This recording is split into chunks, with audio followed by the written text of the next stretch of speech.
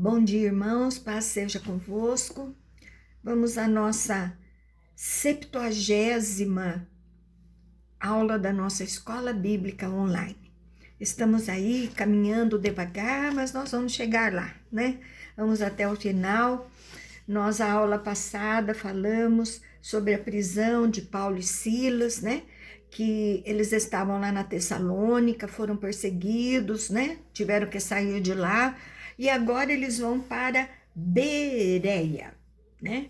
E eles estão ali pregando a palavra, muitas pessoas, né? Se renderam a Jesus. Ali muitas mulheres, né? Que eram esposas de pessoas famosas, eles ali conseguiram ganhar famílias inteiras, né? Para o ministério. Então, agora, nós vamos falar dessas pessoas que creram e eles vão agora se dividir, Paulo e Silas. Cada um vai ficar num lugar e nós vamos falar sobre isso hoje. Então, curta, compartilhe, comente, né? Eu tenho muitas pessoas que estão aí falando muito bem da nossa escola bíblica, porque hoje eles não dão muita importância, né? As pessoas não querem aprender, elas querem o milagre. Mas sem aprender, você não vai receber o seu milagre, amém? Então vamos lá. Abra sua Bíblia Sagrada no livro de Atos dos Apóstolos, capítulo 17, versículo 14 e 15. E a palavra de Deus diz: então, os irmãos promoveram sentença a partida de Paulo para os lados do mar. Porém, Silas e Timóteo continuaram ali. Os responsáveis por Paulo levaram-no até Atenas e regressaram, trazendo ordem a Silas e a Timóteo para que o mais depressa possível fossem ter com ele. Então, eles temem pela vida de Paulo, né? Eles querem pegar Paulo de qualquer maneira. E esses judeus em Tessalônica não estavam com boa intenção. Então, eles pegam ali Paulo e o levam para Atenas. E não sabemos sobre Lucas, né? Se ele foi com Paulo ou se ficou com Silas e Timóteo. É provável que pela narrativa ele acompanhou Paulo, porque ele continua contando as histórias, né? Então, a partida de Paulo é para tirar o foco rápido de toda essa confusão que ali esse povo todo, esses judeus, estavam ali criando. Silas e Timóteo ficam organizando os cristãos e estabelecendo lideranças. Então, eles levantavam a igreja, separavam líderes e colocavam ali a tomar conta da igreja. Olha a importância da igreja, tá vendo? É tudo organizado. Então, a viagem até Atenas é mais longa e é por mar, né? E ali era uma cidade muito importante. Agora, o discurso de Paulo em Atenas. Verso 16, 17. Enquanto Paulo os esperava em Atenas, seu espírito se revoltava em face da idolatria dominante na cidade. Por isso, dissertava na sinagoga entre os judeus e os gentios piedosos, também na praça todos os dias, entre os que se encontravam ali. Então, Atenas, Grécia, eles tinham muita mitologia. A mitologia era muito forte, outros deuses, estátuas, templos. E Paulo, então, fica revoltado, né? E com muita tristeza de ver todo este povo servindo ao engano, servindo aos deuses, né? De tudo aquilo que eles estudaram, de tudo aquilo que eles criam. Então, o que ele faz? Ele vai pregar na sinagoga e tinha ali judeus em Atenas. As pessoas debatiam em praças e agora era o local onde essas conversas e debates, não é agora, é agora. Era o lugar onde havia esses debates. Então, em Atenas existiam muitos filósofos, pensadores, né? Nós temos aí uma linha imensa de pensadores, né? Verso 18. E alguns dos filósofos epicureus e estoicos contendiam com ele, havendo quem perguntasse: que quer dizer esse tagarela? e outros parece pregador de estranhos deuses, pois pregavam a Jesus e a ressurreição. Então eles chamavam Paulo de tagarela de forma depreciativa, fala demais, não fala coisa com coisa. Eles acham que Paulo falava de outros deuses, porque falava de Jesus e falava também da ressurreição.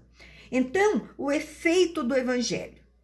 Os epicureus e estoicos, eles eram pensadores, mas houve curiosidade no coração dessas pessoas em saber mais, né? Epicureus eram seguidores do filósofo Epícoro, que morreu em 270 a.C. Ele ensinava que o maior bem da vida é a felicidade, entendida como libertação do sofrimento e do medo. E os estoicos eram seguidores do grego Zenon, que morreu 265 anos antes de Cristo. Zenon ensinava que o mais alto objetivo do ser humano é viver de acordo com a sua razão e praticar a virtude. Então, esta consiste em dominar as paixões, em não sentir-se atraído pelo prazer e não se deixar vencer pelo sofrimento. Então, essas duas escolas de pensamento grego é que nasceram naquela época, viveram, né, naquela época, e são dois grupos que pregavam ali ao contrário de pensamento, né? Cada um, epicureus pregava felicidade e os estoicos pregavam a razão.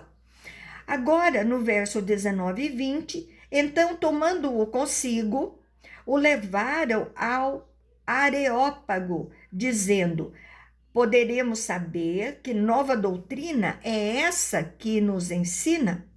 Posto que nos trazes aos ouvidos coisas estranhas, queremos saber o que vem a ser isso. Então, Paulo ganha a oportunidade de pregar no Areópago. Era uma colina rochosa, onde era adorado Ares ou Marte, deus grego da guerra, e nome do tribunal de Atenas, que funcionava nessa colina. E esse tribunal tratava de leis, religião e educação. Olha que interessante. Então, Paulo vai num lugar assim poderoso, né? Está ali Paulo no meio de pensadores, de filósofos, e eles estão curiosos em saber do que Paulo está falando, né? Verso 21, 22. Pois todos os de Atenas e os estrangeiros residentes de outra coisa não cuidavam senão dizer ou ouvir as últimas novidades. Então, Paulo era um sucesso. Então, Paulo, levantando-se no meio do Areópago, disse: senhores atenienses, em tudo vos vejo acentuadamente religiosos. Então, Lucas coloca que estavam curiosos para debater esta nova ideia. Paulo começa falando que eles seguem a religião de maneira positiva. Verso 23 e 24, porque passando e observando os objetos do vosso culto, encontrei também um altar no qual estava escrito: ao Deus desconhecido. Pois esse que adorais sem conhecer é precisamente aqueles que vos anuncio. O Deus que fez o mundo e tudo que nele existe, sendo ele Senhor do céu e da terra, não habita em santuários feitos por mãos humanas. Então, Paulo não ataca a fé que eles têm. Chega com sabedoria. Esse altar era feito a algum Deus que eles podiam até não conhecer e se esqueceram disso. Tinham medo da ira dos deuses e de se esquecer de algum. Então, Paulo não está dizendo que esse altar é o Deus verdadeiro. O que Paulo foca é justamente o Deus que eles não conhecem. É o verdadeiro Deus que deve ser adorado. Então, Paulo vai agora explicar quem é esse Deus e como ele deve ser adorado. Então, Paulo está dizendo que nosso Deus não precisa de estátua, nem de templos para ser adorado. Assim fala da idolatria deles. Então, Atos 17, verso 25 e 26, diz assim: nem é servido por mãos humanas, como se de alguma coisa precisasse, pois ele mesmo é quem a todos dá a vida, respiração e tudo mais de um só. Fez toda a raça humana para habitar sobre toda a face da terra, havendo fixado os tempos previamente estabelecidos e os limites da sua habitação. Então era comum na idolatria oferendas de comida até. Paulo então trata de um aspecto muito profundo da filosofia grega, sobre quem criou o mundo. Então, cuida da vida, né? De Adão, ele diz que fez todos os seres humanos. Paulo trabalha um Deus criador que sustenta a vida e de um só fez a nação humana. E a raça humana se ampliou em todos os povos que habitam sobre a face da terra. Deus levantou as nações e levantou a raça humana e limites para cada nação habitar. Paulo quer demonstrar o controle de Deus sobre a vida humana, a história humana, sobre a vida na terra. Então, Paulo demonstra a grandeza do Senhor. Verso 27 e 28, para buscarem a Deus, se porventura, tateando, o possam achar.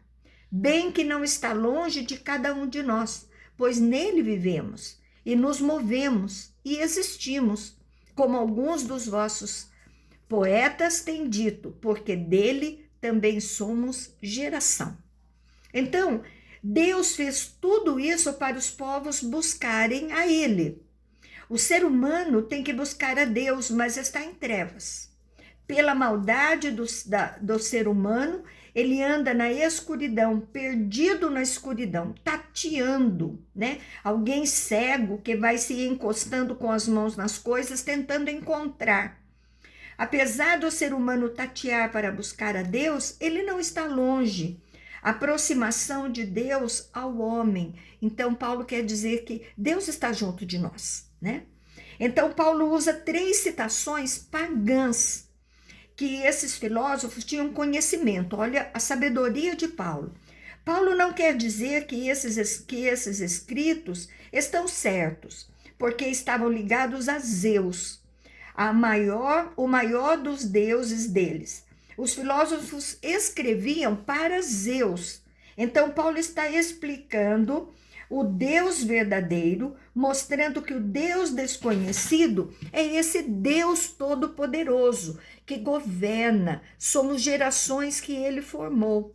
Paulo aqui está falando para estudiosos, pessoas cultas, filósofos, e traz o evangelho, então, de uma maneira aprofundada.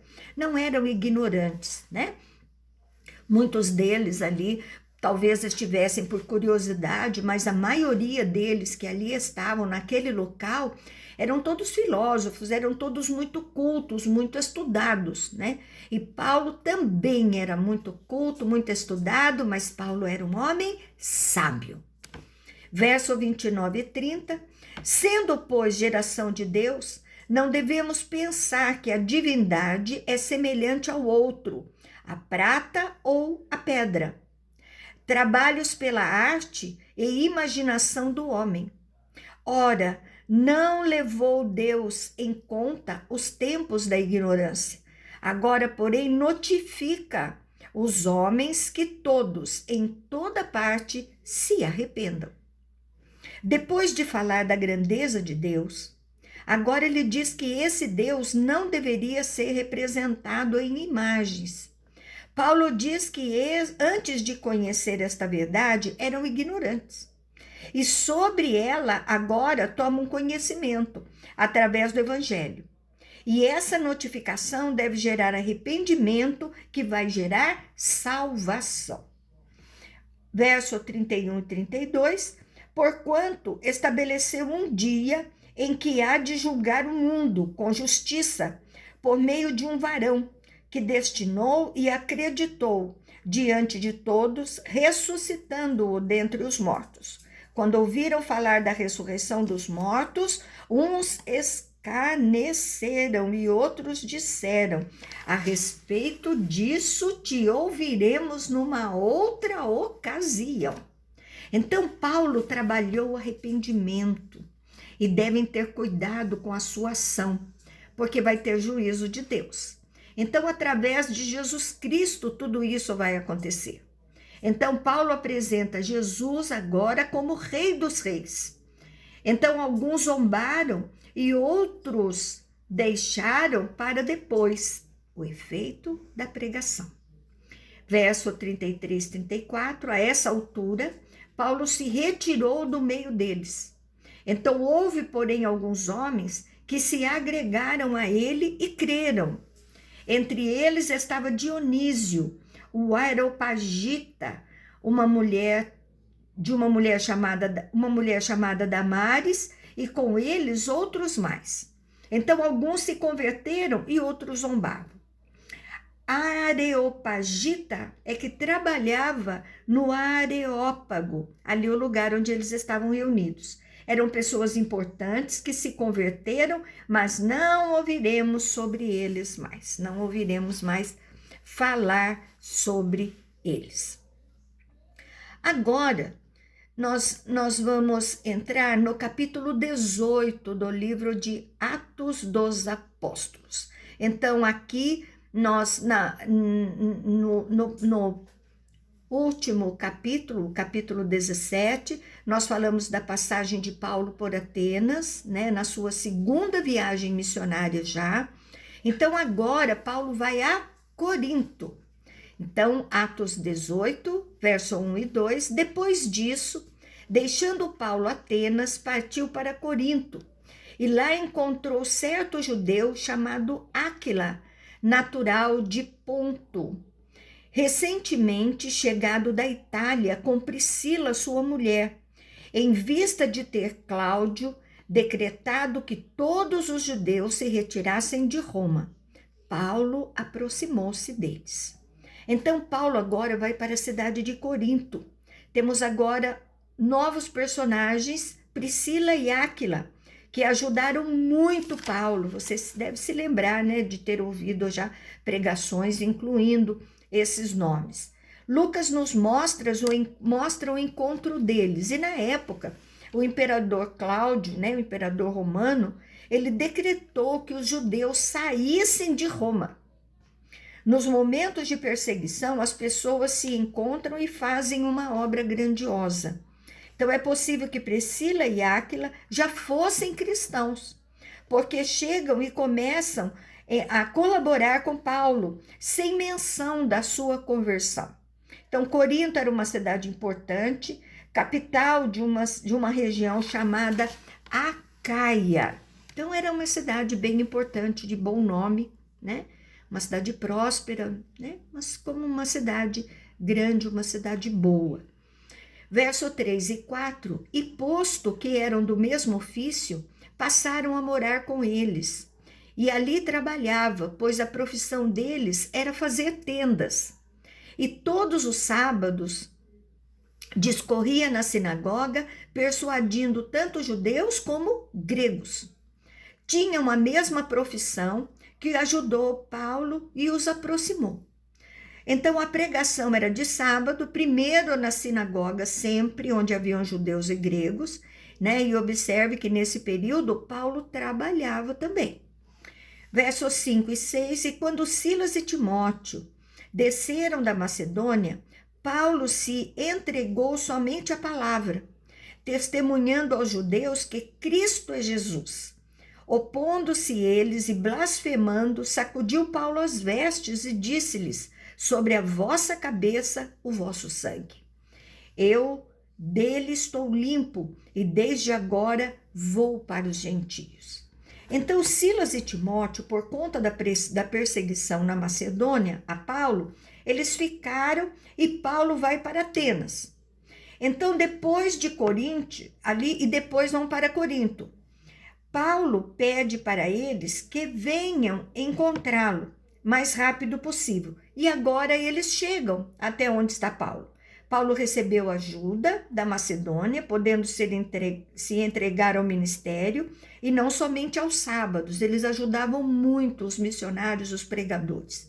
Sacudiu as vestes é um gesto de repúdio a eles, a atitude que eles estavam tendo. Paulo diz que não é mais responsável pela condenação deles e vai pregar para os gentios. Então, a sua visão, a sua missão pelos judeus estava finalizada. Então, Paulo, o que acontece? Existiam judeus e judeus convertidos. Esses judeus que não eram convertidos era complicado, porque além de não acreditarem no que o Paulo falava, eles faziam ali um alvoroço. E o que acontecia? Esse alvoroço colocava as pessoas contra Paulo. Então, aqui Paulo fala, agora chega, eu vou pregar para os gentios, né? Eles estão me dando maior aceitação, a aceitação do evangelho, então eu vou aí pregar para eles. Então, lá no livro, na carta de Paulo, na segunda carta de Paulo aos Coríntios, capítulo 11, verso 8 e 9, diz assim, despojei outras igrejas, recebendo salário, para vos poder servir, e estando entre vós, e ao passar privações, não me fiz pesado a ninguém, pois os irmãos, quando vieram da Macedônia, supriram o que me faltava, e em tudo me guardei de você pesado. Então, Paulo decide não trabalhar mais por causa da ajuda de Silas e Timóteo. Então, as igrejas se associaram a Paulo e enviaram um salário para Paulo, para servir aos coríntios, onde Paulo está, né? E esta carta de Paulo é aos Coríntios, a segunda carta. Agora voltamos em Atos 18, versos 7 e 8, e saindo dali, entrou na casa de um homem chamado Tícico Justo, que era temente a Deus. A casa era contígua à sinagoga. Mas Crispo, o principal da sinagoga, creu no Senhor com toda a sua casa. Também muitos dos coríntios, ouvindo, criam e eram batizados. Então, a casa era próxima à sinagoga. Lucas faz aqui um resumo, né, do que acontece na cidade de Corinto, com a estada de Paulo lá. Faz uma base para os trabalhos na casa de Tício Justo.